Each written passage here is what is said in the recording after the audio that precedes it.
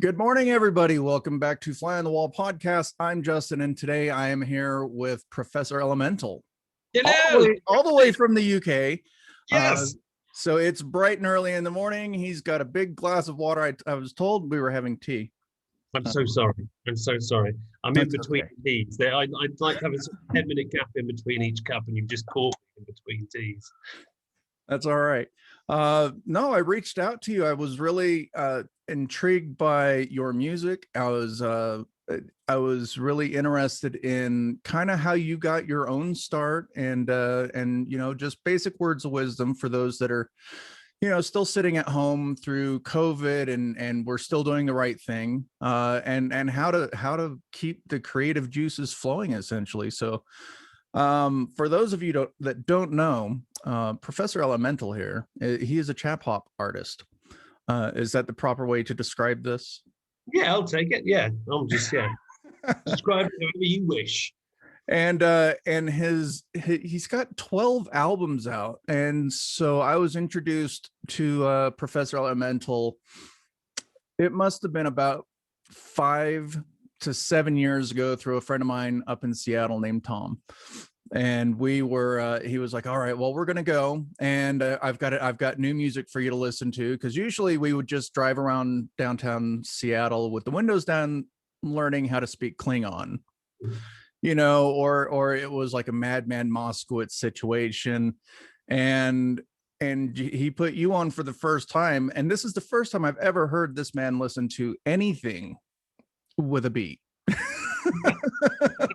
I get that a lot, actually. That's a very common thing. A lot of people say, "Oh, I don't really like hip hop, but I quite like you," which is I've learned to take as a compliment over the years.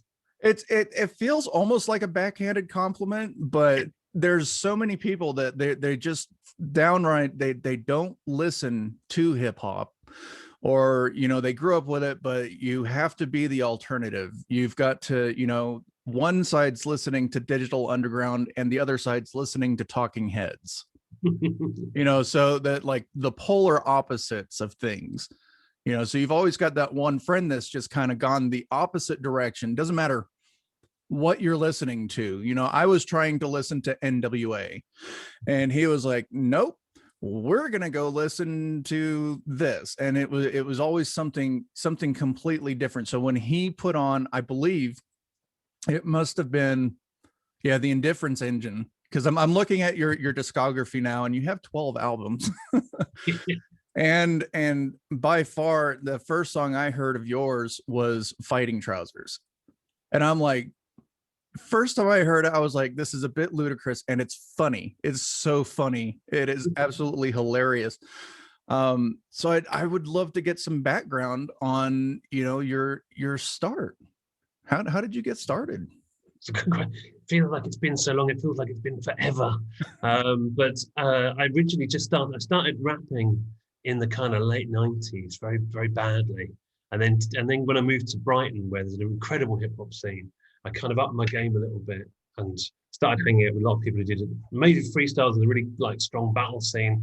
But I although I found a few people that I kind of hung out with, and the scene was quite supportive of me, I was, almost purposely kind of rebelling against it. It was quite an alpha male kind of environment, and because of my nerdiness, my inherent nerdiness, I was a bit distrustful. I think sometimes when even people would be really nice to me, I was a bit distrustful about it. So I kind of was just at the age where you have to stop rapping if you haven't got anywhere with it. You get to your mid-30s and you're doing nothing with your rapping, it's time to stop. That's kind of the rule. And just at that point, I did some friends were putting on a Victorian variety show. It's just a bonkers show full of acts that no one wanted to see. And I thought, oh, no one wants to see me. I could be part of that. And I stole a costume from a housemate and bought a hat from a shop I've never seen before or since, and just jumped down. The character just appeared fully formed. And suddenly all of the I've said it many times, but all of the parts of myself that I was ashamed of as a rapper, my sort of middle classness and whiteness, and the fact that I felt a bit sort of like a fraud to the whole thing, by sort of bringing those to the forefront and exaggerating them, it became a perfect sort of comedy character. And then it just spiraled. I was really lucky that I started doing it just as steampunk took off. Just the internet made it easier to connect with people around the world and do gigs overseas. And it's just provided me with this ridiculous, beautiful living ever since. It's really interesting because you made a good point. You know, the internet, it does make things spiral, and so I've been able to keep up with you for several years now, and anytime you put out a new album, it's like I can get it, you know. So I've been able to find, you know, acts like yours and you rather easily. It's a shame, really, because in the early bit, when I first started doing things, it was great because the internet still had that kind of Wild West feel that everyone was you could put stuff out without a label, and that's still the case. It's still quite exciting, and that you can discover things. But of course, it never takes long before the big, like, conglomerates go, hang on a minute, someone's making money and it's not us. And things like Spotify are just, you know, they're killing musicians like me because they, you know, it goes without saying, I get something like 0.00004% pence per like stream. So yeah, it's frustrating because like the internet has provided so much, but because of the bastards that run it, is now constricting a little as well. Well, I think the thing that I miss the most is just having like a physical copy. You know, like you open it up and there's usually a booklet or there's lyrics or there's something. I miss the physical copy, you know, the aspect of it. While it's convenient, I think it takes away. I think it takes away a lot from it, but it's also made you more available. And also, you know, I like making lots of merchandise. And Tom Caruana, who I work with, he always kind of insists quite rightly that we have good art, and so we end up making lots of CDs and vinyl and stuff like that that people will buy exactly like you say, just so it can have a bit of resonance. You can kind of stick around for a little bit longer. Because I don't know about you, sometimes I'll download a load of albums and I'll think that it's a really good album and I might only hear it twice. Whereas, oh yeah, no, that genuinely there's some albums out there that are just not worth listening to. You know, there's a couple of really good songs. You're like, yeah. And then you play it. Like I was speaking to a gentleman from the Strumbellas yesterday, and one thing with their albums is that I can play them from front to back, you know, from one end to the other. And I miss that type of storytelling, you know. Yeah. So it's out there, but there's just too much of everything. Like Neil Gaiman, one of my favorite writers, put it really well. He said it used to be like finding good music or finding good art was like finding a flower in the desert, and now it's like finding a flower in the jungle. And there's so much shit. You just have to like dig through loads of it. But then loving hip hop, if you love kind of rap music as well, it's always been that way. Like even in its golden ages, sort of 1994 or 88. Loads of it was rubbish. There was so much bad, but then there was Digital Underground, you know, with Sex Packets that came out, and that was one of those albums that you could put on from the front and you could completely finish it. You know, or like Too Short, too short. Too Short. I try to go back to Too Short, and maybe it's because of being so far removed from the Bay Area. But I was like, oh, this is a tough listen. I struggled to make it through more than a single Too Short song any one time. Yeah, there were a couple. I think that was more like a rebellion phase for me. Yeah, but like NWA was always fantastic, you know. So there was a lot of hip hop out there that was very listenable, you know. And I miss that. Yeah, it's tricky with hip hop because, you know, there is a lot of it is quite hard to defend in terms of its content, particularly the kind of stuff that we were listening to. We were listening to it, as you say, because we were rebellion. We were little, you know, white boys rebelling and using this kind of like terrifying black music to scare our parents with. And now as you get older, like the relationship with that's quite weird, isn't it? Because there are certain types of art that I hold up, you know, to quite a lot of scrutiny to make sure that they're done properly. Like comic books have to have good representation and a mix of ethnicities kind of creating them and stuff. Whereas I think hip hop escapes a lot of the scrutiny that other music and arts goes through because it's mostly white people doing the scrutinizing and they're scared to scrutinize, to like analyze this sort of like black music that isn't really there. So it hip-hop gets away with a lot in terms of its content sometimes, and that's not always a good thing. So along your travels, have you met any of your like your hip hop idols, like over the years, or have you had the opportunity? I don't kind of move in a lot of hip hop circles in terms of like supporting big acts that I really love. There's been people that I've worked with. I had a dream recently that I was wearing a golden suit and I was performing with one of my favorite MCs, a guy called Dylan. And I woke up and I was like, oh, that was an amazing dream. I must make it come through. And so I commissioned a golden suit to be made, which is going to be sent to me next week. And then I got in touch with Dylan, and we've just done a song together. And that made me very happy. So you can, I think, if you focus in on that sort of stuff, you can. But because I'm doing lots of nerdy stuff, and the professor is a very nerdy character, most of my sort of heroes that I've met have been through the world of sort of science fiction, like, you know, interviewing Brian Blessed at Sci-Fi Con, or meeting Sylvester McCoy from Doctor Who. So I meet a lot of my nerdy heroes, but I don't get to meet a lot of my hip hop ones. I've had the opportunity to shoot a few of the people that I grew up listening to, like Cypress Hill and Snoop Dogg and Ice Cube, and it's always one of those, like I was telling you before we started, you know, I started this so I could figure out how to speak to people, because it's a really awkward conversation. Sometimes, you know, you see your idols and you meet them and you don't have anything to say, and what comes out of your mouth is just kind of well, particularly if you meet them, and I've had people do this to me, and I've probably done it to other people. When you kind of meet someone, you go, I really like you. You're one of my favorite people who does this thing. And they go, oh, thank you, man. That's really cool. And then there's nowhere to go beyond that, is there? Yeah. Like, here's my tip for meeting your heroes. This is what I've realized going to loads of Comic Cons and sci-fi cons and being sort of backstage meeting people, is to talk about anything other than their body of work. Because I learned that. Yeah, having a lovely conversation once with Chewbacca about gardening, and it was just the most lovely half an hour of my life. We didn't talk about Star Wars at all. He looked relieved. I was delighted to be talking to him. It was just wonderful. Well, that's always it's always interesting, because essentially you're meeting a stranger and you're like, well, I really don't know what I should be talking about, and then hopefully you guess a topic. You guess a topic that's going to go well. Yeah, just got to keep asking questions until you find out something weird about them. That's what I normally find. Absolutely, I 100% agree with that. So during this whole lockdown, so that I'm kind of doing this too, because I'm very interested to find out what creative individuals have been doing, especially during this whole pandemic, and how you've managed to stay creative, if you're still going stir crazy, things like that. You know, the funny thing is, you know, everybody I've spoken to, we kind of all came to the same conclusion, to where, you know, where we all may be a little introverted, but after 4 months, we were just kind of like, yeah, we're done with this. I'm ready to be around people again. And, you know, so here we are just over a year into everything. And I'm finding my creative juices finally by speaking to people like you.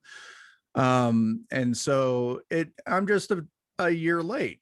That's all. So I'm really curious as to what you do, like in your spare time, what keeps you creative, what keeps you engaged. You know, I'm just wondering. Well, I think like one of the good silver linings about the whole pandemic was realizing that everyone was having a shit time all at the same time, and I found a lot of comfort in that. Like, I had friends who were living on their own and were incredibly lonely, had more time than they knew what to do with, and that was really tricky. But I had other friends, and myself included, who were trying to hold down a job, do homeschool, and had kids running around, everything was crazy, and trying to keep everybody happy and deal with relationships, and that's really hard in its own way. And I think it was a great leveler for most people, and that we all had some shit to deal with, and the fact that we made it out the other side, in some respects, is something to sort of celebrate. And I'm very lucky. I've got the kind of luxury of doing it for a living. So on the one hand, it was terrifying, because that's gigs were the source of my income. On the other hand, it forced me to learn how to record music at home and kind of collaborate with people on the internet that I wouldn't have had time to do before, and stop doing quite so many shows before I'm dead at age like 49, because I was doing shows constantly, and I don't think I'll ever quite go back to doing that many again. But in terms of sort of what inspires me to kind of keep going, is the sheer terror of having to get a real job. There's no kind of like artistic magic like propelling me along. It's just, I've had loads of jobs and I hated them, and I got fired from all of them. And I don't ever want to do one again. Make some more songs. We can't go back to work, Jeffrey. And that's the thing. You're not the first person to say that. A friend of mine, Dave Hill, was on the other day, and he said exactly the same thing, because he's a comedian and a writer and all of the above. He ticks all the boxes, and I'm like, he's like, I just, I couldn't see myself getting a regular job. He's like, so I do everything other than, And you so work like 5 times as hard as you would do in kind of like, I've done all kinds of jobs, and I work much harder now than I've ever worked before. Well, apart from, I did used to teach young people with special needs. That was harder than this. But apart from that, I'd like, this is the hardest I ever worked. But yeah, I would still take it over sitting in any office anywhere in the world. I couldn't. So I do what I like to do, and I'm lucky enough to do that. Now you've put out a new album. Did you just put out a new album? Well, late 2020, right? I'm always doing something or other. Yeah, it feels like a million years ago now, but just at the beginning of lockdown, I put an album out called Let's Get Messy with Mr Frisbee. And it was weird because it was good at the time in a small way, in that it was kind of a nice antidote to all the lockdown stuff going on. And I was really pleased it didn't talk about COVID at all, because I don't know about you, but I got very tired of people.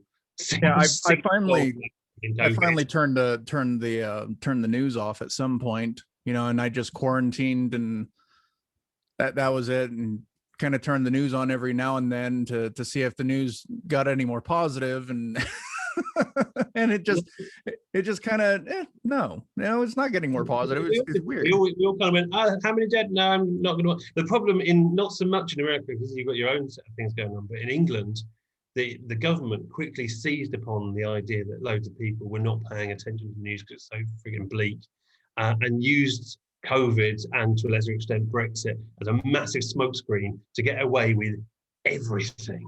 Like, they've been lining their pockets, doing loads of dodgy deals, getting increasingly corrupt, lying left, right, and centre, and they're getting away with all of it because we're all like, I don't want to watch the news anymore. So it's kind of an impossible situation. You either make yourself utterly miserable by watching what's going on, or you ignore it, and the bastards kind of get up to all kinds of mischief while you're not looking. Very tricky. It's insane. I'm just glad it's getting to the point, like, we're supposed to have festivals starting back up like in early August, and I'm excited. Like, yeah, you can be nervously excited. I think once everybody's it's a bit nerve-wracking. You're right, aren't you? Yeah, it's going to be a bit nerve-wracking, but yeah, I was kind of very up for, I'm very, very pro-vaccine, and I'm delighted that, it's rolling out quite so quickly. I don't think we're out of the woods. I don't like it when people talk about the pandemic like it's in the past tense. I keep seeing things. It's present. Yeah, we're still very much in it, everybody. Like, it's not finished yet, but at the same time, I like to be quietly optimistic. I know there's still a way to go, and there's still terrible things happening, and not to make light of that, but pandemics have happened in history before. They're horrible. If you survive it, then they do pass, is what I'm trying to say. Yeah. They will pass. All things will pass. Absolutely. You took the words right out of my mouth just then. Mm-hmm. No, so I'm glad that you didn't go stir crazy during this whole pandemic thing. No more than anybody else, I think. Everyone had the odd moment, didn't they? I more went a bit mad, actually, like the last couple of weeks, coming back out of it, because this is something that I think isn't being talked about much. Like, I was okay during the pandemic. I was kind of doing the odd online shows, going into my office, and quite quiet. But coming back out of it, when the world, suddenly everyone's in touch again, and things are starting to get planned. And I think a lot of people, even people who weren't expecting it, like myself, that can be really overwhelming and can be a bit anxiety provoking. Of like, fuck, I don't know how to go and do shows again. Everybody's emailing me. All of these things are happening. They weren't happening a minute ago. Like, your sense of responsibility has been kind of restored. Like, when the pandemic was on, we didn't have to do anything. Sit around in our pajamas, eating chocolate and staring out the window. No, this get us all. Like I said in the beginning, I was kind of digging the pandemic, but then it's like I was in a routine. I was happy to go to the gym, and I was happy to go, and do all of these extracurricular activities. And they're just like, well, you just can't do that anymore. So it was a matter of, okay, well, what do I do? So I've got avocados growing in my windows that are little trees now, and yeah, strange things. We all ended up doing strange things. There's no doubt about it. We all developed little survival habits that kind of through the really weird bits, I'm sure. Well, we ended up buying a house during the pandemic, and that was weird because we were on one side of the US and we needed to get to the other. And so we had never stepped foot in the house. And until the day we pulled up, we were like, oh, this is a nice place. We looked out, so that was interesting, I but love there how were, cold that is. You just went on the internet and went, that one. yeah. Well, the strange thing is that every time a house comes up where I'm at here in Utah, it gets sold almost immediately. So it was like, you find a house, put the offer in, and then hope that they take your offer, and then you're on to the next house, and then you're on to the next house. So at some point we were just like, okay, that one's nice also, so we need to make that happen. So I'm glad it happened, but there was all sorts of paranoia, like, what's going to be living in the house, and how should it be sterilized, and the travel precautions, and But also, we all took extra precautions. We didn't quite know which precautions we should be taking, did we? So we were all just going mental, scrubbing everything all the time. I remember at one point, I was not touching my mother's dog. Like, don't touch the dog. I think you can get transferred over by dogs, which now seems like the most ridiculous idea in the world. It's on the fur. What was what? Better not touch anything. Already won. Yeah, very tricky. A few nerds I know did this. I regressed. I found the world so increasingly terrifying that without doing it consciously, I realized that I spent most of the pandemic regressing and spending money I didn't really have on like old vintage comics and old, I collect these kind of old DC comics, superheroes and the superpowers they're called. And I was never going to finish the collections. They're really expensive. And then suddenly I became obsessed with fulfilling the entire collection. It was like there was a little part of the world that I could make sense of and have control over. So I decided to do that.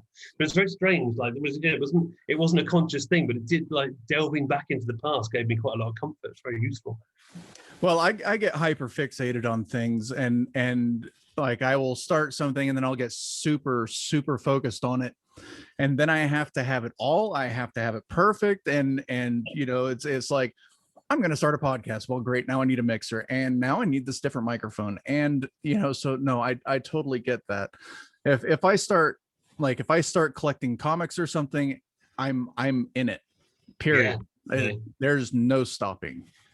I think it's a combination. It is quite. I'm not saying there are no female collectors or no female obsessives, as I say, I'm generalising hugely. But I think, having worked with quite a lot of autistic people, it really made me realise that the autistic brain is very sort of common in, like, sort of the typical male psyche. And when it comes to collecting things and obsessing over things, we've all got a little part of that in us. I think most people have got a little bit of kind of OCD about something or other, but there's definitely, in terms of like collecting and gathering things, that kind of, the obsession to kind of have it all. I've definitely noticed that that's a trait that follows through most of my male friends, particularly. Yeah, well, that's how, like I was talking to you about my friend Tom, and for years he's always had, much like your bookshelf behind you, but to an extreme, like the entire wall. The entire wall. Like, he's like, I've got every Mego. I have every variant. This one's screwed up. This one's a misprint. And then he's got another wall that's full of comic books. And he's always been that person. And I get it. Even if it's not your thing, you get it. And it's not just nerds either, is it? If you're a sports fan, you can be just as nerdy about sports and collecting stats or following your team. So yeah, it's very, and it's very comforting. It's, I think my friend was telling me about a book he'd read the other day called Sapiens, and it talks a lot about how the sort of, in our genetics, there's this hunter-gatherer requirement that is often not fulfilled, and that's why we obsess over buying things or doing our house up and buying, new drapes and things like that, or collecting action figures, because we're really hunter-gatherers that no longer have to hunt and gather, so we buy things instead. And that makes a lot of sense to me. I think that definitely works. I like that. I'm going to do more research into that so I can buy more things. Justify buying more crap by just saying, justified. So throughout your day, I mean, other than making music, what is it that you like to do? Oh, well, I read lots, and particularly during lockdown, read obsessively. And I've got kind of lots of passions. Comics, horror, massive, huge horror film fan, passionate about all that kind of stuff, and also quite social. So that kind of more mixing all those things up together and listening to lots of tunes as well. But then in the daytime, and frustratingly, because I wish it was more exciting than this, as any creative person who makes a living out of it themselves will tell you, it is 90% administration. All the shit that I used to do in the office that I hated, and I escaped to become a wacky musician. Apparently, it was all lies. What you need to do to be a wacky musician is lots of invoicing, emailing, promotion, and Facebook. It's a lot of work, especially if you're doing it on your own. It You know, is. I imagine myself in several different departments some days. Some days I'm the shipping department, some days I'm the PR, I'm all over the place. even with something as small as this podcast, there's a lot of emails that go out a day and a lot of correspondence, and then making sure I've got it scheduled. And I'm like, it wasn't supposed to be this hard. It was supposed to be just press the Zoom button and have a conversation. Yeah, you can kind of have anything that you want in terms of a career or a creative output. But if you want to get it out in the world or you want to make a living out of it, we all have to kind of follow the same path to get there. If you're crocheting octopuses or making your own toy robots or rapping or doing podcasts, the process to kind of get it out into the world is kind of the same. And then you have to mix that with a certain amount of luck that the thing you're doing happens to be popular at the time, or you can find people that like crocheted octopuses or whatever. Yeah, definitely. If you've got a passion project, that you definitely have to follow it through. And did was your first album like a passion project? You know, was it like can we do it? Or it was a proper throwaway, like, so I've done a few shows of this professor character. Let's do, and people can say, do a whole album of him. It's like, that'd be too much, be way too much. Now I'm like 10 years later, like squeezing every last drop out of the character. Yeah, but 10 years, 12 albums later. Yeah. I don't know if it's going to work out. I've got nothing else. It has to work out. But yeah, it's like the joy of finding new things to do with him. Like, I've written books of horror story at the moment. I've got some TV things on the go, and I've done voiceover work as him. Like, he has opened the doors to kind of so many strange experiences and trips to weird and wonderful countries. So I'm very grateful for the professor, even though I find him a bit of a pain in the ass to live with sometimes. I think it's fascinating. Anybody that has a character or anything that's actually used, it's always interesting to find out how that came about. And and you're like, well, I'll just keep squeezing. You're in 12 albums and they're all good. They're really good. They're always entertaining. So there's a lot of people out there. If you're listening, you really have to give them a listen. It's unique. It's fun. If you like hip hop, it's fantastic. He's just, you're well versed. I couldn't do what you do, and then look good doing it. Well, I do a lot of rap workshops, and that's what I find the most lovely thing about hip hop is that it's really teachable. You can teach anybody how to rap and to freestyle as well. Like, and I recommend anybody listening to this who's even got a passing interest, like, the act of freestyling is a really wonderful thing, and it's something that I'm still not amazing at it, but I really enjoy the process of it. In fact, I'm going to teach you how to rap very quickly now. Here's one little exercise that you can do that I do in rap workshops. So this is for anybody listening. Stick on some beats that you like, get any book off the shelf, and read the book aloud to that beat. And two things happen. First of all, you find yourself going in rhythm with the beat, so you kind of learn how to rap. And also, weirdly, because your mind wants to make connections even when there are none, your brain picks out rhyme words and often emphasizes them. It's amazing how a random page suddenly sort of seems to scan as a rap. It's really strange because the rhyme words jump out and you sort of try and fit them in. That's a really good first step in if you ever want to try writing rhymes and things. It's really satisfying. Well, I mean, it's because you don't rhyme about typical things. We'll just hit on fighting trousers, and I never would have thought of anything like that. Like there were different types of pants. So the creativity that goes into your writing is just it's fun. So How did you, for instance, come up with fighting trousers?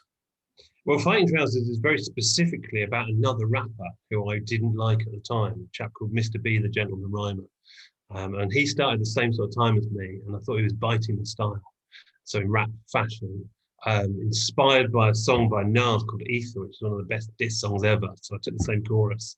And so it was an attack on him, but obviously it was still, you can't do a serious hip hop attack dressed in a pith helmet with a posh English accent. It'd be ridiculous. So having to do it as seriously as I could, but also doing it as a kind of parody of rap song, those kind of rap songs. Yeah, that launched the kind of hip hop side of the Professor really nicely. But also like, there was a really good quote. I think it was Gary Shandling, someone quoted the other day, said, when it comes to writing comedy or music, the more personal it is, the more universal it is. And that's absolutely true. Like if you make something that's so personal to you, whether it's about your insecurities or your passion for something, we're all basically the same. That's when people can latch on and go, oh yeah, I feel something really similar to that. I get nervous about that same thing. So that's a really useful thing. Make things really personal and don't give a monkeys about whether or not anyone else is going to like it. And usually, Absolutely, I kind of go into any project that I do like that. Be it photography, it's kind of like if I like the photo the way it is, I'm gonna leave it. I don't really care what anybody else says. And it's kind of like this podcast. There's going to be people out there that don't like it for one reason or another, because it's early in the morning, my eyes are red, or they just don't like my voice or whatever the case may be, and I don't give a shit. and I think that's the biggest thing. If it makes you happy, you do it. Happy is totally worth doing. But then conversely, the other side of that is I'm not quite like, if I was a proper rapper, I wouldn't go flying fudge about anything, but I'm not really, and I really want people to like me. And I had somebody the other day where loads of people sort of had a go at me on the internet about stuff that I'm not going to go into now. But it really upset me, it really hurt my feelings. Like, I don't care if people say, I don't think you should do Professor Elemental, because I know that I should do that. It's really good. But I still, as I've got older, I think I've become more keen to make sure I'm doing stuff that people like. And when I'm doing comedy on stage, I used to take the piss out of the audience and joke about them quite a lot because it's an easy laugh. And I've stopped doing that now. I like finding ways to make people laugh and bringing them on board and encouraging them. I've got no time for the sort of comedians who are like, hey, I'm really edgy. Screw you guys. I'm going to say what I feel. I don't care who's offended. I think it's horrible. Why? Why are you going out your way to offend people? Why not try and say something nice and make people laugh as well? I think that comes with getting older. So I'm in my 40s, so when I was at 22, I gave a shit about nobody. I was in the army, and it was a whole thing, it was a whole persona, which apparently has given me resting bitch face for the rest of my life. But yeah, no, you get older, and then you honestly, you just kind of look back and you're like, well, is that necessary? Is that, that's probably going to affect somebody negatively, and you're the way your brain works changes. Yeah, you do. It's weird. That does seem to be the case amongst people I know. The people I know as we get older, getting a bit more sensitive. There are certain horror films that I used to be like, yeah, bring it on, and now I'm like, oh, it's horrible. That child's in danger. But then there are other, there are those big comedians, the Ricky Gervaises of this world, who seem to have got more and more sour and grumpy and uppity. Really like aggravating it. There's some comedians that are out there that at this point are just aggravating and childish, and you just don't want to hear them. Yeah, and you're like, grow up. You're like 50 anymore. Yeah, what you like about. Be more like a Seinfeld. Enough bad stuff in the world. Just make people laugh and be cool. Absolutely. I think that's a good thing to end on right there is just be happy. That's that. And that sounds so sappy. So I don't care. And here's one thing I'll finish on that I really noticed is that people are more stressed and they're more nervous at the moment. And particularly, I spend a lot of time on Twitter or Facebook and stuff.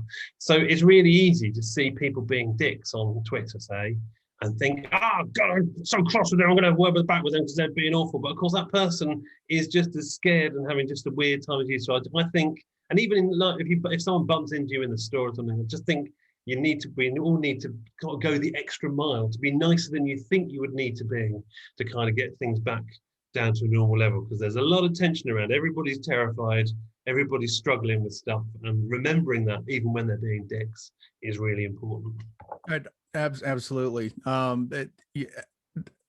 I think everybody's just kind of they're overlooking. It's kind of a self-preservation thing at this point. You know, okay, well, I'm going to wear my mask and I'm going to sterilize my hands, and I'm, you know, and it needs to be we, and it needs to be us, and that's I think that's a hard thing for a lot of people to understand. And it this whole thing would work out better if we all work together. So sorry, but I'll do that a little bit again. I've just got a new phone. I haven't turned off all the stupid alarms and ringtones yet. Say that again, would you? That was a really lovely, beautiful ending to this. I was saying that that the thing is that we're all in a self-preservation mode. So it's very much about, you know, you, and it's you versus me, and it's, you know, you with a buggy or a cart in the grocery store, and you know, you worry about you so much. But the thing is, if we all just kind of worried about us together, you know, it would make things so much better. It's a very selfish, you know, to think that we're all doing this alone. Yeah, absolutely. You know, when it's the world. Yeah, the more we're helping out each other, the more we'll be helping ourselves. It's beautiful. It would just be easier, you know, if everybody was just on the same page. And unfortunately, you've got the rebels. You've got the rebels that go the opposite direction. Absolutely. There's a lot to say for going for the greater good. Oh, it's been lovely to chat to you. Thanks so much for having me.